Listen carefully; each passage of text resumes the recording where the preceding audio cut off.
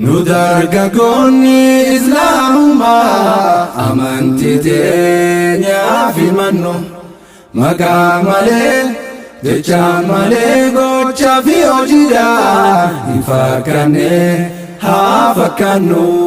Nudargaggoonni Islaamumaa amantii teenyaa fi mannu maqaa malee jecha malee gochaa fi hojiidhaan hin fakkaanne haa fakkaannu.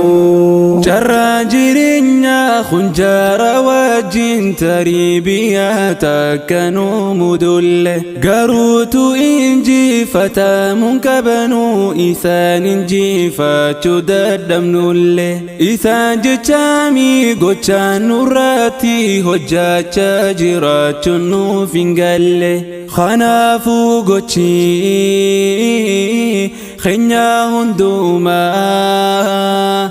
hin qabu jaraan garaagarummaa. Nudargaggoonni diinii Islaamaa kun waan keenya ta'uusaa haa hubannu. Barachuudhaaf barsiisuu irratti ogummaa qabnuun isaa hirmaannu. Yeroo keessa jirru fayyadamne waan gaarii hundaan wal dorgomnu.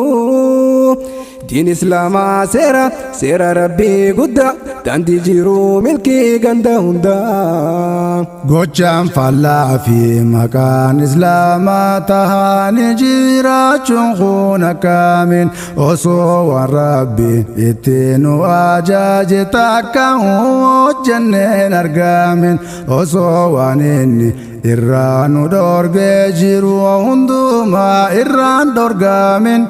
Akka namaa uumaa waan sodaatu hin qabne jiraachaa jirra gallakkifamne. Mil tokkoon diinaa tokko diin keessa dhaabbachuun keenya eessa nu geessa maaliif uumamnee dhufnee as keessa if gaafachuun keenya baay'ee murteessa. Dammaqanii deemuun karaa namaa baasa boruu miti yeroo nama barbaachisa. Nudargaggoonni Islaamumaa amantii teenyaa fi mannu maqaa malee jecha malee gochaa fi hojiidhaan hin fakkaanne haa fakkaannu.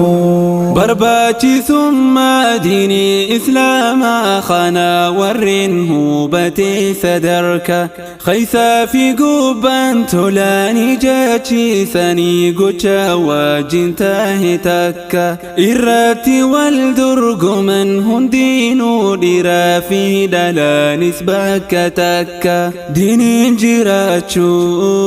jiraachuu gammachuu isaanii diintuu qamuudhaan balaan isaanii. Hundi dhiiraa fi dhalaan dinkaana akka nam tokkootti firra laala. Akkaataan jiru yeroo mana keenya keessa jirru fi baane haala. Halluun jireenyaa jaraa fakkaataa mogam jireenyaa Islaam madaala. Mallattoon jireenya keenyarraa mul'atu halaalumee akka nu fakkaatu. Diin tokkummaa fi wal jaalachuutti ajaajee hiddaan bukeessu jibba dhugaa walitti himaa jiraadhaa jee nu gorsaa dhiisaa kijiba. Dhugaa walitti himaa jiraadhaa wal gowwomsuu fi dhiisaa kijiba.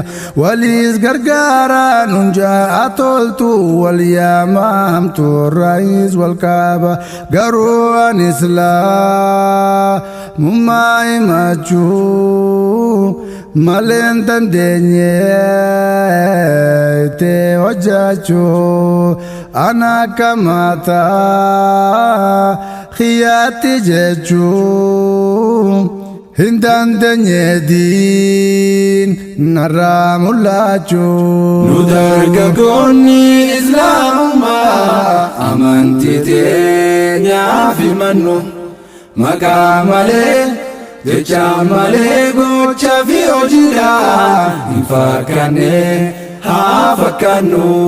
Nu dargaggoonni Islaamummaa amantii teenyaaf himannu. Maqaa malee jecha malee gocha fi hojiidhaan hin fakkaanne haa fakkaannu.